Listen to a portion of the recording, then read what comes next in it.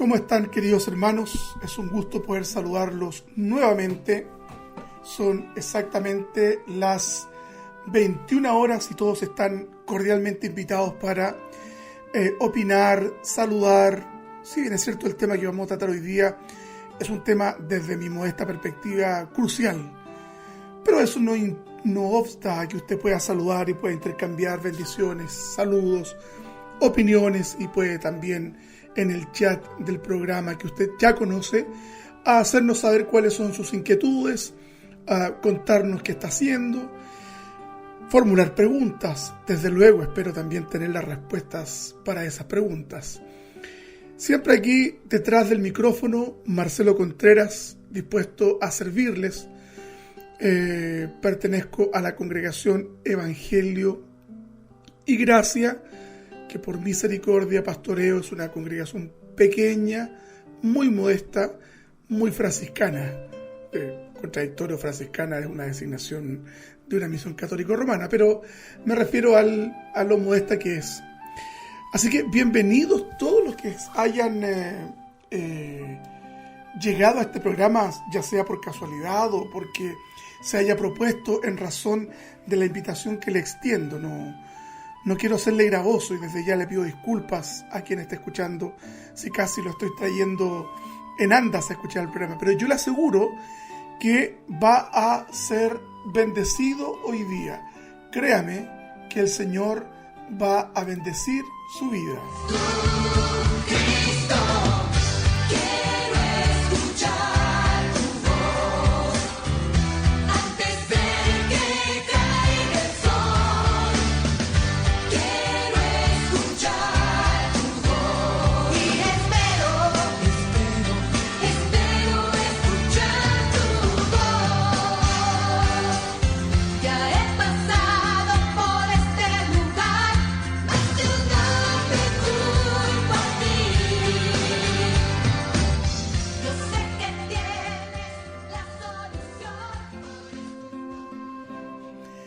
Cuéntenos qué está haciendo. Es un día feriado. Bueno, hemos tenido un día feriado desde hace bastante tiempo con esto de la pandemia. Yo creo que cada uno hemos resentido el impacto de esta situación y muchos de nuestros hermanos también lo han resentido, perdiendo sus trabajos y enfrentando una situación de incertidumbre laboral que de verdad preocupa bastante. Pero son en estas situaciones donde tenemos que confiar en el Señor. Y esto no es un cliché. Debemos aprender a confiar en el Señor y a esperar solo en Él. Esperar que en estos momentos de dificultad el Señor resuelva las cosas desde su soberanía y desde su suprema voluntad. Ya tenemos conectada a nuestra hermana, mi esposa, Mónica Cabezas Bilbao. Ahí está saludando. Hola hermano, muchas bendiciones a todos. Y descansando en este día junto a Cristo. Bueno, ella descansando porque la verdad que le ha tocado muy duro en su trabajo. Así que sí, verdaderamente para ella ha sido descanso. En el caso mío, como soy funcionario público, lamentablemente para mí no he podido asistir a mi trabajo. Tenemos un tema interesante hoy día que resolver, un tema que yo considero que, si bien es cierto, no es un tema de discusión que se instale en los cafés de la iglesia después de la predicación, aunque puede ser. No es necesariamente que sea un motivo de conversación recurrente. A eso me refiero. Así que vamos a plantear hoy día algunas interrogantes, algunas preguntas, y vamos a desarrollar un tema que yo le aseguro que le va a sorprender de muchas maneras. Ya lo habíamos mencionado en posteo que hice en Facebook, y ya sea en la página Evangelio y Gracia como en mi Facebook personal. ¿Existió realmente Jesucristo? Usted, no sé si se ha hecho esta pregunta. La verdad es que no sé si sea un tema a que a usted le interese resolver en su mismidad intelectual, en lo profundo de usted. Lo que sí es cierto, hermanos amados, que la existencia histórica de Cristo ha sido fuertemente atacada. Saludos, Esther. Dios te bendiga mucho, hermana Esther. Fíjese que en los últimos 200 años la figura de Cristo ha sido severamente atacada, ya sea desde la filosofía, la historia y muy a pesar nuestro, también desde la teología misma. Esto es curioso, que los teólogos estén propugnando un Cristo que no se condice con la verdad revelada. Ahora, claro, no saben de la verdad revelada, dado que ellos rechazan toda la sobrenatural de las Escrituras, la sobrenaturalidad de las Escrituras, poniendo énfasis y resolviendo todo desde la perspectiva de la razón. Los que niegan entonces la existencia histórica del Cristo de la fe. Vamos a hacer esa declaración en un momento más. Ahora, si logramos probar que existe Cristo, la segunda pregunta que necesariamente tenemos que formularnos es si este Cristo, probadamente como personaje histórico, corresponde o se condice con los relatos bíblicos. Eso es lo que vamos a ver hoy día en este programa. Muchos señalan que el verdadero Cristo no dijo lo que creemos que dijo, ni tampoco hizo lo que los evangelios señalan que hizo. En otras palabras, a decir de ellos, hay que sacudir el mito impuesto por la iglesia primitiva y rescatar al verdadero Jesús de la historia. Porque aquí hay una distinción que nosotros debemos de abordar y conocer en términos de cultura cristiana. Los intelectuales a partir del siglo XVIII, XIX, han hecho una distinción entre el Cristo de la fe, ¿verdad?, y el Cristo histórico.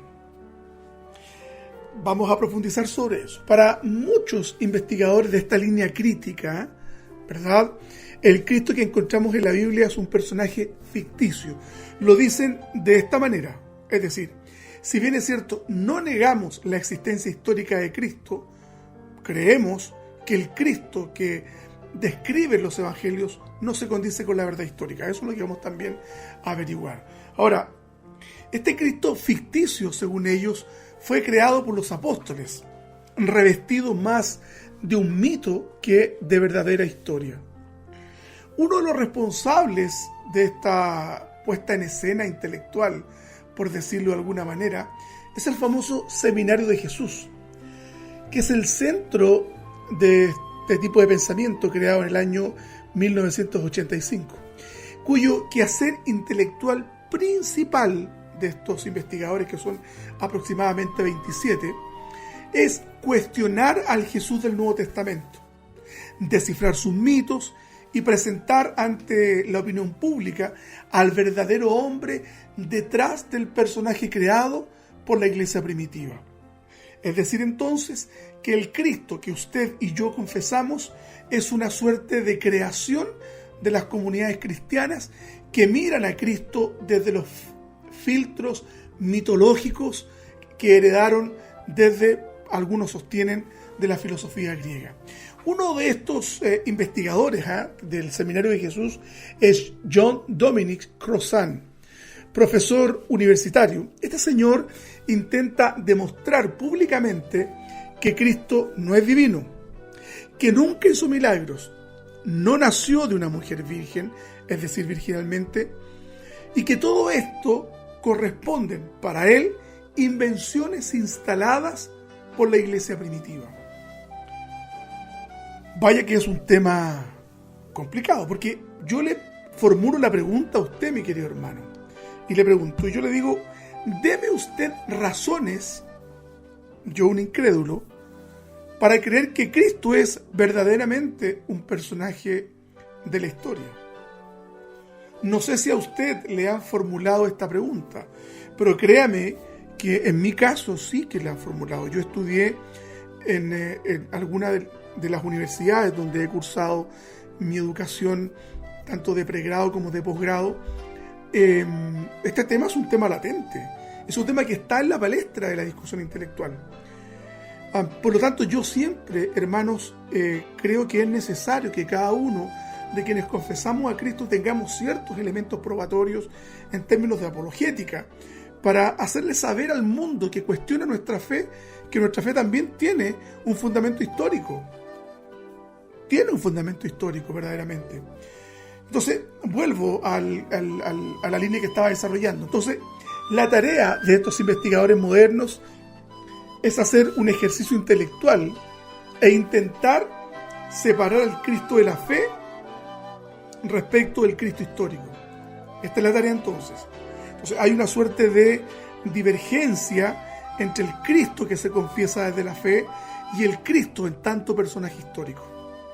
Claro, a partir de lo que sostienen estos investigadores, no se logra conciliar estas dos posiciones, porque el Cristo histórico, según ellos, el Jesús que caminó por las polvorientas calles de Israel, no es el Cristo de la fe.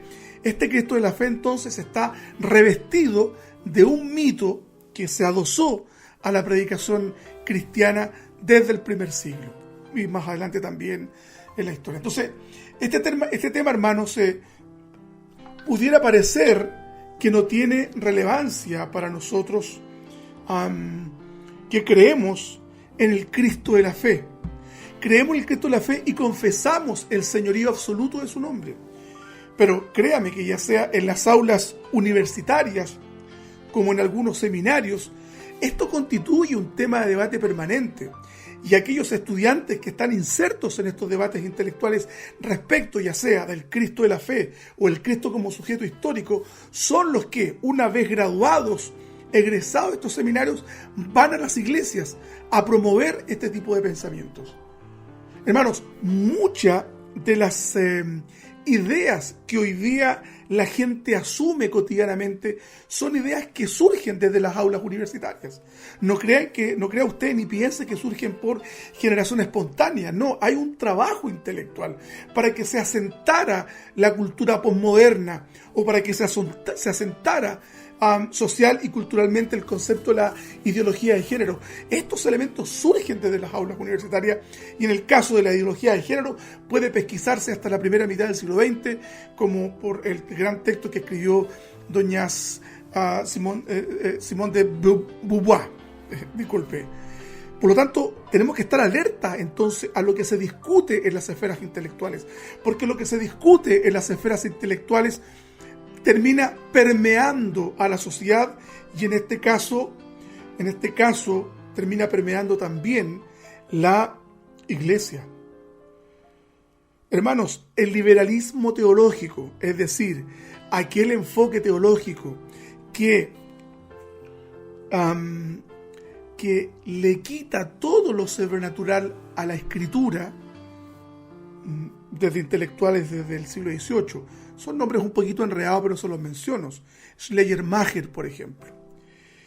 Este concepto de resolver la fe desde las emociones, Schleiermacher decía, filósofo cristiano, él decía, no es necesario discutir de dogmas, ya lo vimos en otro programa, no es necesario que tengamos que conocer los aspectos de la dogmática cristiana y resolver cuestiones o discusiones de carácter doctrinal, sino más bien lo que necesitamos es amar a Cristo, experimentarlo en lo profundo del corazón. Ese concepto es de principio del siglo XVIII, el que está asentado en muchas iglesias hoy día. Es decir, tenemos que experimentar a Cristo y de alguna forma le hemos pegado un tiro a la capacidad de pensar. La hermana Mónica hace una pregunta, la voy a leer un ratito más y la voy a responder, Mónica, para que estés tranquila. Vuelvo entonces al hilo después de la digresión que hice. Para comprender de mejor manera este movimiento intelectual, ¿cierto? Este que viene sosteniendo del Cristo histórico y el Cristo de la fe, tenemos que retroceder hasta el periodo de la Ilustración Europea, o también llamada la Era de la Razón, entre los siglos XVII y XVIII. En este periodo, hermanos amados, comenzaron los frontales ataques contra la Iglesia y sus creencias.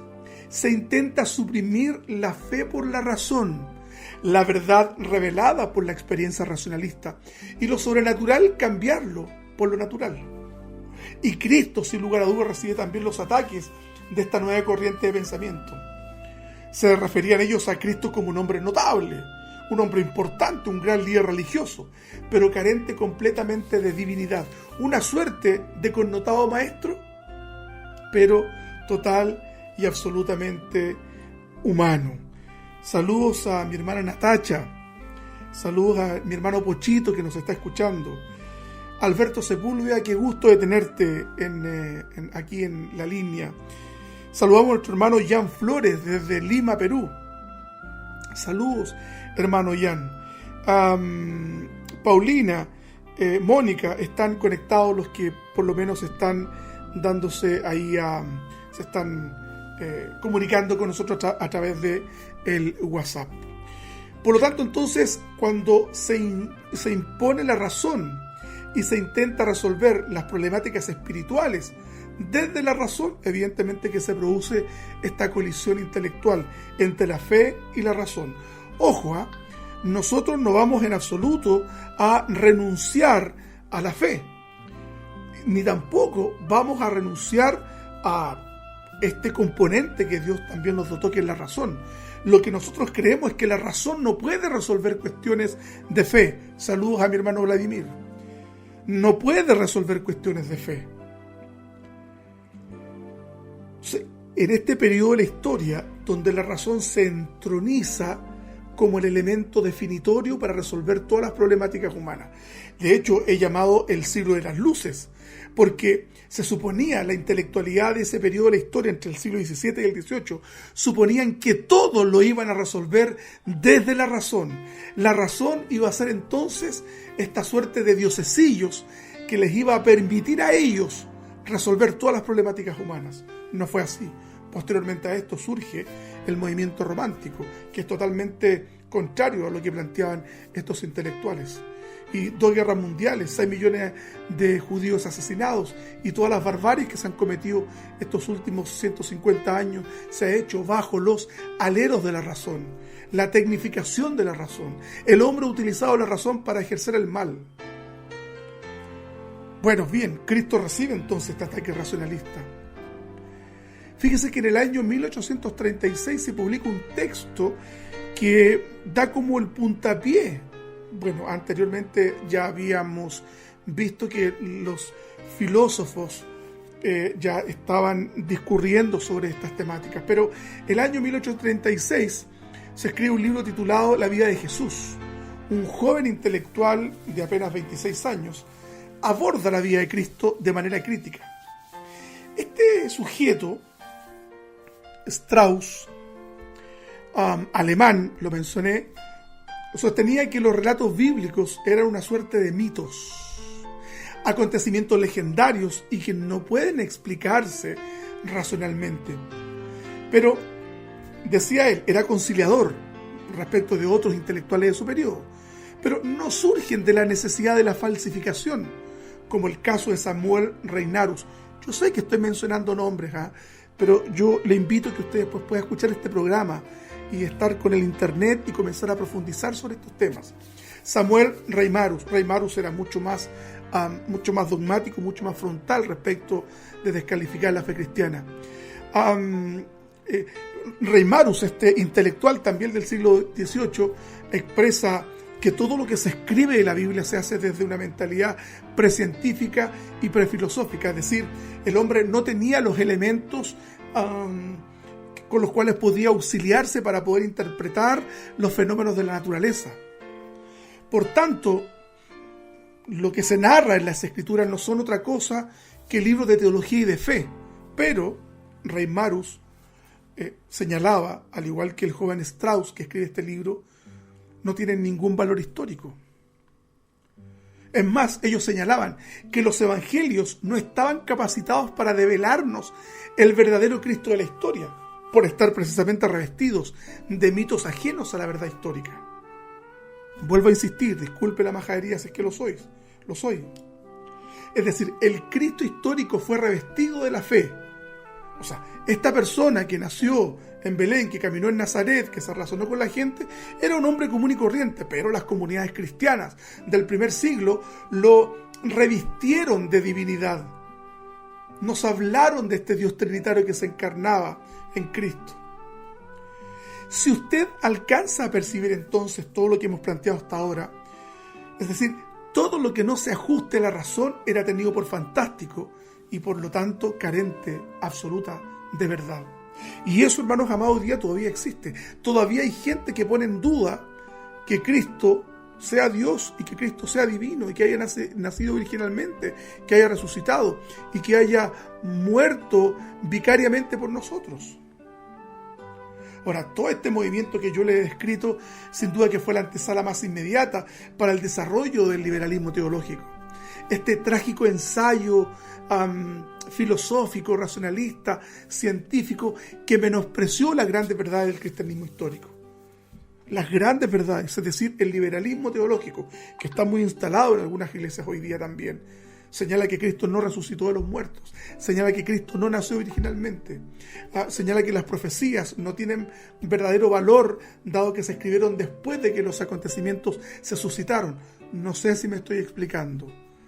Recuerde que los viernes, doy la explicación, es viernes de estudio. El domingo tenemos culto. El miércoles hacemos un programa devocional. Hoy día nos toca estudiar. Entonces, la pregunta es que tenemos que hacernos. Si son los evangelios los que revistieron a este Cristo histórico de este misticismo, la pregunta obligada que tenemos que hacernos, ¿son fiables los relatos bíblicos sobre Jesús? ¿Son fiables los relatos bíblicos sobre Jesús? Mire, eso lo vamos a responder después de esta hermosa canción.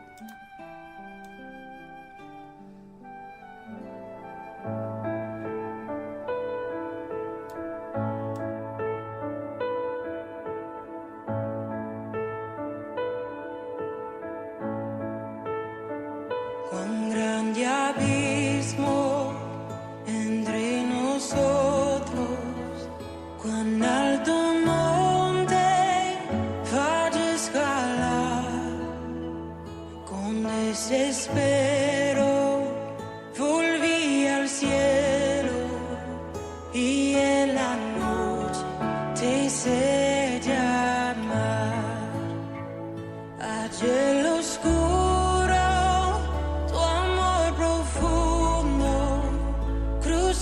la sombra y me alcanzó, ya es consumado y el fin escrito,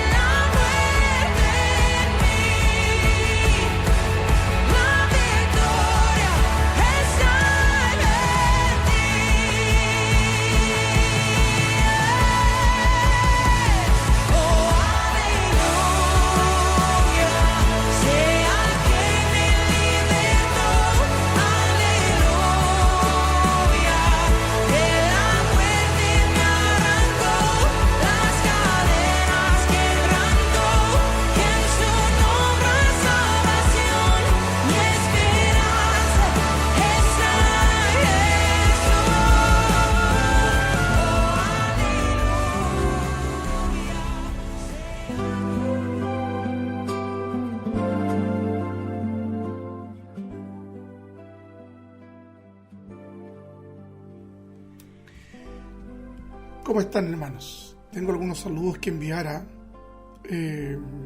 Saludo a la familia Ferrada Contreras, Felipe, que nos está escuchando. Un gran saludo a Felipito. Gracias, hermano Alberto Sepúlveda, por tu saludo.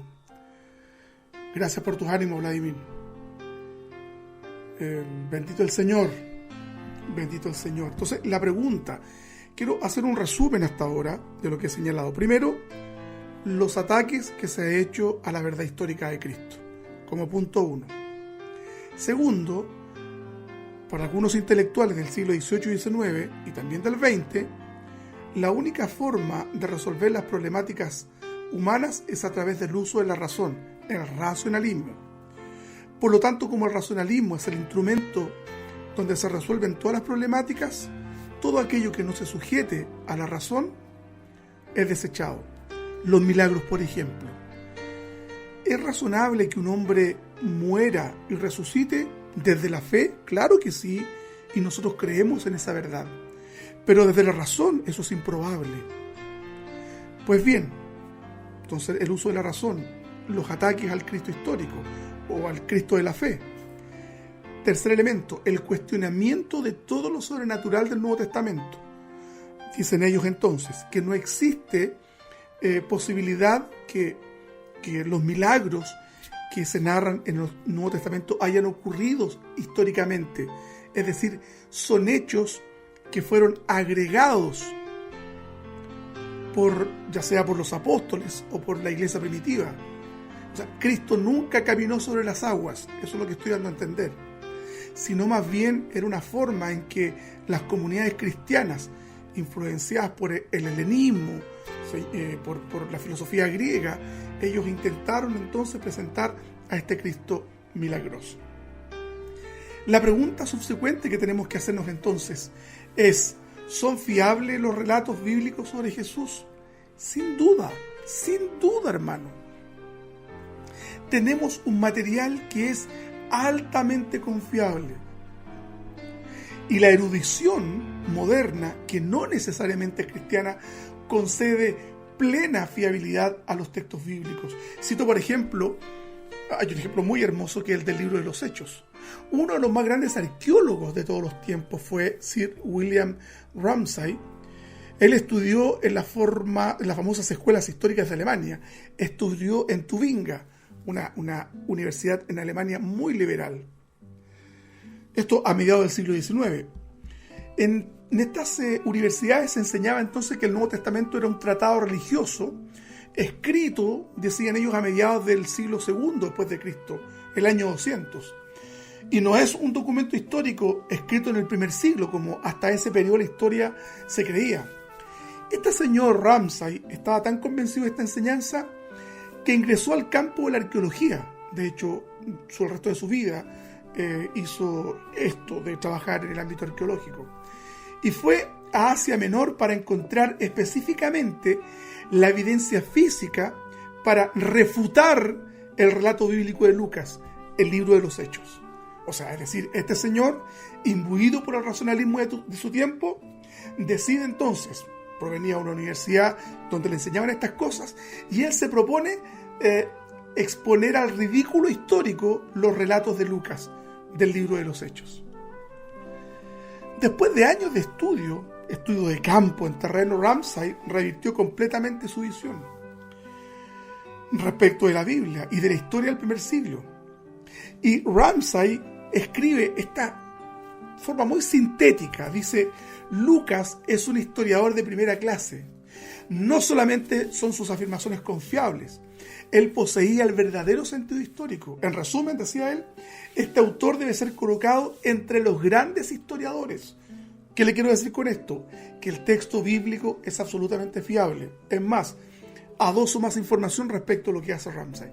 Ramsay comprueba que todas las ciudades que menciona Lucas, que todas las costumbres que menciona Lucas, que todos los cargos públicos que menciona Lucas, que las autoridades que gobernaban esos lugares donde ellos iban en sus viajes misioneros eran totalmente ciertos. El uso de monedas, las ciudades, la descripción de los parajes, todo se correspondía con la verdad histórica. ¿Por qué estoy diciendo esto? Estoy diciendo entonces que el relato que nosotros tenemos en los evangelios, llamados evangelios sinópticos, son absolutamente confiables. Cuando usted lea los evangelios, Mateo, Marcos, Lucas, dejamos fuera Juan, usted está leyendo un documento histórico, confiable, probado. Ahora, la historiografía, ¿qué es lo que es la historiografía? Es lo que se escribe acerca de la historia. Uso un término más simple. La historia da por sentada la existencia de Cristo. O sea, ningún historiador serio hoy día puede poner en duda la existencia histórica de Cristo. O sea, no son solo los escritores bíblicos que dan testimonio de Cristo, sino que la historiografía, es decir, investigadores fuera del ámbito bíblico o cristiano, confirman la existencia histórica de Cristo. Y hay pruebas históricas importantes. Una de ellas es la que proviene del historiador judeo-romano Flavio Josefo, lo que se conoce como el testimonio flaviano. Flavio Josefo, que narra la historia del pueblo judío muy completamente, que fue prodigado por la familia flaviana, una familia romana, cuando Jerusalén cae en manos de los romanos en el año 70. Este hombre escribe, y aun cuando este texto ha sido cuestionado, estamos hablando de Flavio Josefo, que era un historiador del primer siglo, que no era cristiano, era judío. Josefo escribe en uno de sus libros aproximadamente 2 párrafos que tratan directamente de Jesús. En el capítulo 18, entre los párrafos 63 y 64, se encuentra denominado entonces lo que yo mencionaba antes, el testimonio flaviano. Estoy hablando del libro Las Antigüedades Judías. Y señala este señor, abro comillas, estamos hablando de un hombre que no es cristiano: por aquel tiempo existió un hombre sabio llamado Jesús. ¿Qué está haciendo entonces Flavio Josefo? Está confirmando la existencia histórica de Cristo. Y señala como entre paréntesis o entre comillas, si es lícito llamarlo hombre, porque realizó grandes milagros y fue maestro de aquellos hombres que aceptan con placer la verdad. Atrajo a muchos judíos y a muchos gentiles. Era el Cristo, dice Josefo. Delatado por los principales de los judíos, Pilato lo condenó a la crucifixión. Aquellos que antes lo habían amado no dejaron de hacerlo, porque, señala Josefo, se les apareció al tercer día resucitado. Los profetas habían anunciado este y otros hechos maravillosos acerca de él. Desde entonces hasta la actualidad existe, dice Josefo, estos llamados cristianos. Estamos hablando entonces de un testimonio de un historiador del primer siglo que no era cristiano, que se está refiriendo a Cristo. Debo mencionar de paso que algunos intelectuales han puesto en cuestión este pasaje de la historia de Antigüedades Judías de Josefo, diciendo que este texto lo escribieron cristianos posterior a la muerte de Josefo. Pero la verdad es que ese argumento es muy endeble. En resumen entonces, ¿qué estoy señalando? Que Flavio Josefo está diciendo claramente que en Judea, en los tiempos de Pilato, existió un hombre que hacía milagros y este hombre se llamaba Cristo. Es más, Flavio Josefo, en el capítulo 20 de su famoso texto Las Antigüedades o las Guerras Judías, como se llama, menciona a Jacobo o Santiago, el que escribe uno de los textos del Nuevo Testamento, que era hermano del Señor. Y señala esto, vuelvo a citar entonces Las Antigüedades Judías. Ananías era un saduceo sin alma, convocó astutamente al Sanedrín en el momento propicio. El procurador Festo había fallecido, el sucesor Albino todavía no había tomado posesión, hizo que el Sanedrín juzgase a Santiago. Estamos hablando de Santiago, que escribió el libro de Santiago, que en el Nuevo Testamento, en el libro de los Hechos, lideraba la iglesia de Jerusalén, cuyo nombre era Jacobo. Y señala entonces Josefo, Sanedrín decidió juzgar a Santiago, el hermano de Jesús, entre paréntesis, llamado el Cristo. y algunos otros. Lo acusó de haber transgredido la ley y los entregó para que fueran apedreados. Bueno, de hecho, muere Santiago en este acontecimiento. Dice la tradición que fue lanzado desde la cúpula del templo hacia abajo vivo. ¿Se da cuenta entonces que tenemos a un historiador que no era creyente, que hablaba de Cristo? Amén. Hay otro señor, un escritor latino, historiador llamado Tácito, romano. En sus Anales, que es un texto que él escribe, histórico por cierto, señala lo siguiente, abro comillas: por lo tanto, aboliendo los rumores, Nerón subyugó a los reos y los sometió a penas e investigaciones por sus ofensas al pueblo que los odiaba. Los llamaba cristianos. Vuelvo a decir, no lo está diciendo un evangelista, lo está diciendo un historiador pagano, Tácito. Vuelvo a leer entonces lo que señalaba Tácito. Nombre que toman de un tal Cristo, que en época de Tiberio fue ajusticiado por Poncio Pilato. Reprimida por el momento la fatal superstición, irrumpió de nuevo, no solo en Judea, de donde proviene el mal, sino también en la metrópoli, Roma, donde las atrocidades y vergüenzas del mundo confluyen y se celebran. Tenemos entonces a dos personajes de la antigüedad que hablan de Cristo. Estos dos textos que yo he leído, de Flavio Josefo y de Tácito, nos ponen entonces de relieve que Cristo verdaderamente existió. ¿Está usted de acuerdo conmigo, hermano? Amén. Tiene que estarlo, porque si no, corto el programa, dijo el pesado. Ahora, yo solamente estoy citando estos dos. Existe el testimonio de Plinio el Menor. Existe el testimonio de Seutonio. En fin, solamente he tomado estos dos para no dar la lata. Las evidencias históricas de fuentes no cristianas aportan antecedentes relevantes de la existencia histórica de nuestro Señor, pues la fe cristiana son hechos que están fundados en eventos históricos únicos. Y son inequívocamente claro que el Nuevo Testamento habla de este Jesús que fue proclamado como Salvador por los apóstoles, y que la misma base del mensaje apostólico era su muerte y resurrección, que en Jesús Dios había intervenido en la historia humana de una manera que fue tanto suficiente como final. Porque Cristo murió una vez para siempre por nuestros pecados y fue sepultado y resucitó de los muertos al tercer día. Si Cristo, hermanos amados, no hubiese tenido entonces esta existencia histórica, ¿cómo es posible que tantos cristianos en los primeros 3 siglos de las bárbaras persecuciones romanas murieran honrando a un personaje que no haya existido? Y si existió, no haya tenido entonces cualidades divinas. ¿Cómo es posible? Cristo es real. ¿Cuántos dicen amén? A ver, ¿cuántos dicen amén, hermana Esther? Amén. Amén. Bendito el Señor. Hay entonces lo que se conoce como la historia de la búsqueda de Jesús.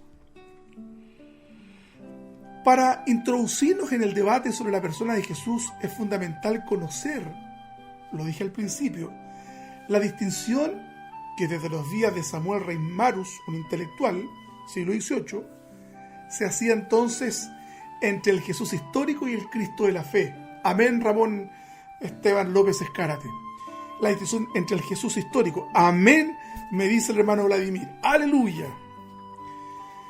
Entre el Cristo de la historia. Amén, dice la hermana Mónica. Bien. Amén, P. dice Vladimir. Amén. No sé si me está escuchando Katy Bilbao. De todas maneras la saludo. Si siento de repente un pitito es el WhatsApp que tengo conectado. Amén, dice Natacha, absolutamente real. Entonces, desde Reimarus, Samuel Reimarus en el siglo XVIII, se hace una distinción entre el Jesús histórico y el Cristo de la fe. Claro, nosotros, los cristianos, estaríamos creyendo en el Cristo de la fe. Porque nosotros entonces, según ellos, nosotros nos seguimos viendo al Cristo desde la mirada de estos cristianos que revistieron a Cristo de ciertos mitos que la práctica no tenía, que Jesús sí existió, pero que la verdad no era Dios ni resucitó entre los muertos. Reimarus entonces hacía esta distinción entre el Jesús histórico y el Cristo de la fe, o el Jesús de la historia, el Jesús de Nazaret. Es el Jesús sobre el que investigan los historiadores, intentando recuperarlo a través de métodos históricos. Se dice que este Jesús, que realmente existió y es, en cierta medida, diferente al Cristo de la fe. El Cristo de la fe es el Jesucristo en el que la gente ha creído durante toda la historia de la Iglesia y cuya naturaleza e identidad es objeto de la teología cristiana. Dicho de otra manera, Jesús histórico, un sabio judío que existió en el primer siglo, no es el Cristo de la fe, es decir, la segunda persona de la Trinidad que caminó sobre las aguas, que hizo milagros, que murió vicariamente y que resucitó entre los muertos. Eso es lo que ellos sostienen. Y eso es lo que la gente hoy día cree. Amén, hermano Leo. Es lo que la gente hoy día cree. La gente dice, sí, yo creo que existió Jesús, pero de ahí a que haya nacido una mujer virgen, de ahí que haya sanado a los paralíticos, es otra cosa. Sigo entonces hablando de Reimarus. Según Reimarus, lo único que había hecho Jesús era proclamar la proximidad del reino, postularse como el Mesías e intentar excitar la rebelión del pueblo judío, es decir, Jesús un agitador. Señala Reimarus, es el aparato teológico del primer siglo que arropa a este Cristo, le da esta connotación divina que no tenía en realidad. Sigue entonces sosteniendo Reimarus. Son los apóstoles los que inventan el fraude de la resurrección. Ellos son los que rompen con el tronco común judío, salen de las comunidades judías. Ellos son los que convierten el mesianismo militar de Jesús en un mesianismo espiritual y filantrópico. No sé si me estoy explicando. O sea, según este intelectual Reimarus, fueron los apóstoles y los creyentes del primer siglo que revistieron a Cristo, el personaje histórico, de estos elementos que nunca tuvo. Por lo tanto, como no pueden dar una explicación natural de algunos hechos de Cristo, lo miraban sobrenaturalmente y por lo tanto, decía este señor, son absolutamente falsos. Por tanto, para muchos intelectuales del siglo XIX, Cristo se reduce a un personaje con algún valor espiritual y religioso, pero que está lejos de ser el ser divino que muere y resucita para salvar a los pecadores. O sea, hermanos amados, si esa línea intelectual hubiese tenido éxito, nosotros hoy día seríamos considerados unos locos. Bueno, nos consideran locos igual. En el siglo XIX, el siglo XVIII, surgen hartos intelectuales que cuestionan la divinidad de Cristo y algunos derechamente su existencia histórica. Quizás el caso de uno de los intelectuales más frontales del cristianismo fue Bruno Bauer. Este es un intelectual de gran envergadura. Fíjese que fue maestro de Karl Marx, de donde surge el comunismo, cuando este último era muy joven. De igual modo, tuvo como discípulo a quien sería uno de los filósofos más influyentes del siglo XX, me refiero a Friedrich Nietzsche. Fue el quien negó absolutamente la existencia histórica de Jesús. Sin duda, fue el más radical de todos los filósofos de su tiempo. Es decir, él no creía en el Cristo de la fe ni en el Cristo histórico. Él decía que Cristo no existió. Y algunos lo siguen sosteniendo. Sin duda que sí. Ahora, hay amplio consenso entre los académicos no cristianos que las referencias antiguas a Jesús no solo se encuentran entre los cristianos. Un argumento que avala la historicidad del personaje se le menciona también, como lo mencionamos hace un momento atrás, en los textos antiguos judíos y romanos. Citamos a Flavio Josefo en las antigüedades judías. Hace referencia respecto de Cristo. En definitiva, la abundancia de textos convierte la existencia real de Jesús y esto lo que señalan personas que no son creyentes. Es decir, hoy día nadie se atreve a poner en cuestión la existencia histórica de Cristo. Existe entonces un amplio y profundo consenso entre los académicos con independencia de sus creencias religiosas respecto de la historicidad de Cristo. No conozco, dice un intelectual, ni he oído a ningún historiador o arqueólogo formado que dude de la existencia de Cristo. No se duda hoy día de la existencia de Cristo. Amén.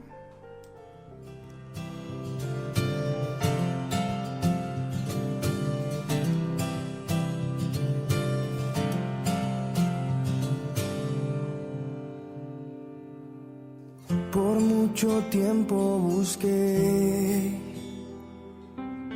una razón de vivir.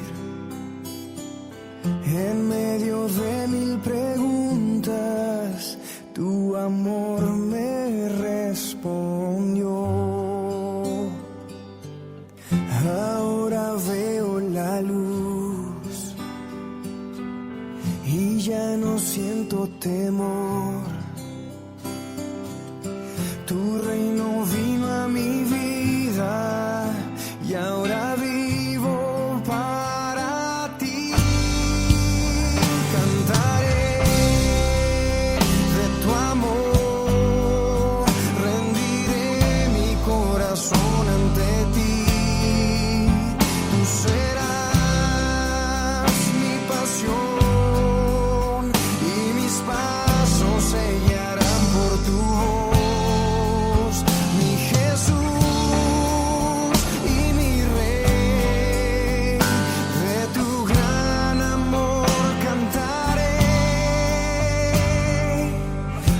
Mucho tiempo busqué una razón de vivir. En medio de mil preguntas, tu amor me respondió. Ahora veo la luz y ya no siento temor.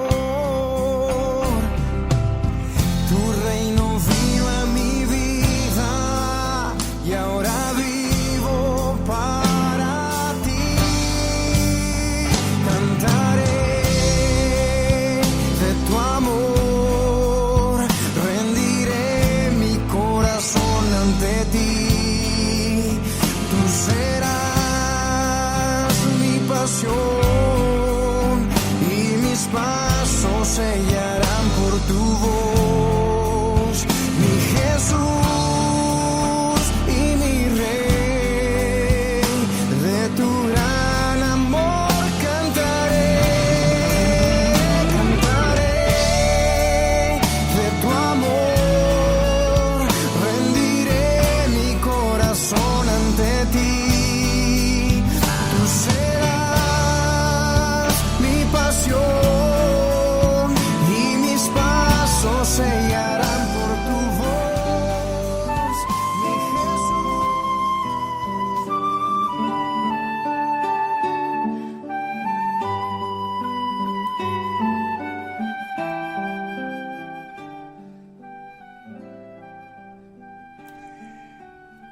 Las fuentes documentales sobre Jesucristo son muy abundantes, más que cualquier otro personaje de la historia. Hay que tener algunos datos para entender con perspectiva lo que esto significa, hermanos. Por ejemplo, fíjese usted, el primer manuscrito firmado por su autor que se conserva de Petrarca entre los años 1304 y 1374. O sea, la evidencia respecto de los relatos de Cristo son mucho más abundantes y más cercanas del periodo de su existencia histórica que otros textos, como el caso de Petrarca. Es del año, el primer manuscrito de Petrarca es del año 1304-1374. De Sócrates, de cuya existencia y pensamiento nadie duda. O sea, usted le pregunta a un profesor de filosofía y usted le va a decir, ¿usted cree que existió Sócrates? Por supuesto. Le informo, hermano amado, que de Sócrates no se sabe nada, sino solo a través de lo que escribe Platón. Es decir, las fuentes documentales de Cristo son mayores que cualquier otro personaje de la historia. La traducción más antigua que se conserva de las obras de Platón es 14 siglos posterior a su reacción, imagínense, 1400 años después. Este filósofo vivió en el siglo V a.C. Las guerras de las Galias, escrita por Julio César, es decir, la conquista de Francia, en ese entonces las Galias, que nadie cuestiona como fuente histórica. La copia más antigua que se conserva es 11 siglos posterior a los hechos, es decir, se escribió 1100 años después que Julio César haya conquistado las Galias. Y nadie duda de la historicidad. O sea, hoy día cualquier historiador que quiera ver las conquistas romanas y ver entonces las guerras en la Galia francesa, que es hoy día, va a consultar los textos escritos por Julio César, pero el más nuevo tiene 1100 años después de que ocurrieron los hechos, y nadie lo pone en duda. De los evangelios, sin embargo, se conservan más copias que de ningún otro libro de la antigüedad. Hay más de 40.000 en infinidad de lenguas y son todas prácticamente coincidentes.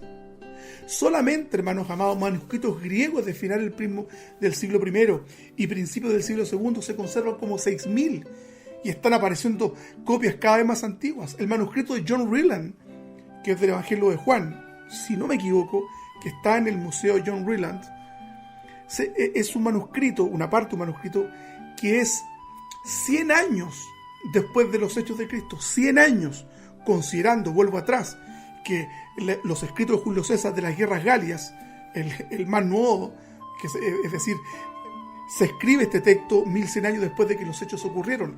En el caso del Nuevo Testamento, este manuscrito que les menciono que está en el Museo de John Ryland, es solamente 100 o 120 años de antigüedad. Es decir, existe más cercanía de los relatos bíblicos respecto a la vida de Cristo. ¿Qué es lo que prueba esto entonces?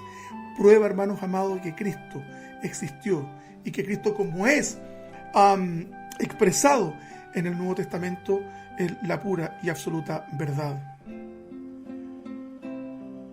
Una vez que hemos dilucidado con alto grado de certeza la existencia histórica de Cristo, tenemos que abocarnos a probar que este personaje histórico llamado Jesús, y que en el relato de los evangelios sinópticos caminó entre las polvorientas calles de Israel del primer siglo, es Dios encarnado. Eso es lo que tenemos que probar ahora. Y que murió por nuestros pecados, que nació virginalmente, que caminó sobre las aguas, multiplicó el pan y resucitó entre los muertos, y además resucitó muertos. Hermanos, estas verdades usted nunca tiene que negociarlas.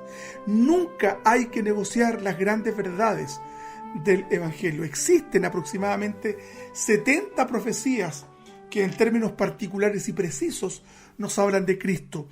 Y en el Antiguo Testamento hay aproximadamente otras 300 que predicen algo acerca del Mesías que estaba por venir. Entonces, la prueba de la divinidad de Cristo y de su historicidad es abundante, hermanos amados. Es abundante. Bendito el Señor. Mónica nos pregunta: ¿cómo se puede demostrar empíricamente que nuestro Señor sí existió? Quizás, querida Mónica, empíricamente no se puede, porque los vestigios materiales que existen respecto de Cristo son mucho más mínimos, existen en una infinitésima menor cantidad respecto de los testimonios documentales que existen. Me explico. Existen más textos que elementos materiales, empíricos, concretos o materiales respecto a la existencia histórica de Cristo. Por lo tanto, si nosotros queremos utilizar el concepto empírico, es de una línea filosófica del empirismo, es decir, de la práctica. Nosotros tenemos que ver la factibilidad de las cosas en la medida que las cosas puedan palparse o que funcionen en la práctica. Más o menos ese es el enfoque que tiene. Hoy día, los vestigios materiales de la existencia de Cristo existen muy pocos, excepto el famoso manto de Turín, o la famosa sábana santa, que supuestamente es la sábana con que se recubrió el cuerpo mortuorio de nuestro Señor Jesucristo. Eso existe. Pero empíricamente son muy pocos los elementos que se pueden probar. En realidad son la información documental de los historiadores y personajes que hemos mencionado en este estudio. Mire, me queda todavía la mitad de este estudio. La mitad de este estudio, y creo que el tema es muy denso y vamos a dejar material para un segundo programa. ¿Qué les parece? Me gustaría, si son tan amables, si estuvo muy complejo el tema que tratamos hoy día. Recuerden que el día miércoles son programas devocionales, palabra del Señor. Los viernes son estudios y los domingos son cultos online. Hoy día estamos en el estudio. ¿Hay alguna pregunta que alguien tenga? No sé si le respondí bien a Mónica, que nos cuente. ¿Hay alguna... Gracias por la aclaración, pastor, dice ella. Qué linda mi esposita. ¿Hay alguna pregunta que alguien tenga? ¿Alguna opinión que alguien tenga? ¿Algún parabién? Si no le ha parecido esto, hágamelo saber. Pero de buena manera, sí, como buen cristiano. ¿Qué le ha parecido esto? Mientras tanto usted elabora una respuesta. Yo me gustaría que escucháramos otra alabanza. Y si está mi hermano... si está mi hermano Eleazar, esta canción es para él.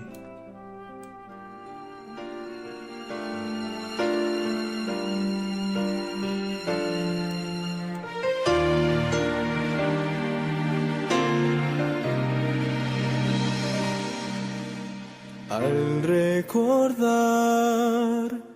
todas las cosas que has hecho en mí, yo no podría quejarme de ti, mas perdido estoy y no encuentro el camino. Mi mundo acabó y llora mi corazón, pero sé, mi Dios, que tú sientes mi aflicción. Si me ves llorar, si me ves sufrir, tú estás junto a mí. Mi dolor sientes tú cuando mi vida cae. Me levantarás, llevas mi dolor en tu corazón, me ves llorar.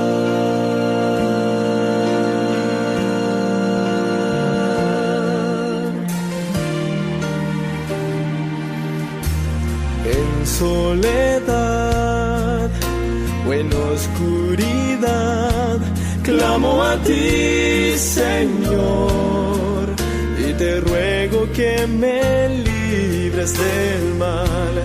Y aunque yo no vea ninguna salida, en ti confiaré. Tú eres mi luz, pues me hiciste entender que solo no estoy. Si me ves llorar, si me ves sufrir, tú estás junto a mí. Mi dolor sientes tú cuando mi vida cae. Me levantarás, llevas mi dolor en tu corazón, me ves llorar. Con tu poder calmaste el mar, con tu poder milagros das. Miras desde el cielo y la eternidad, y desde allí verás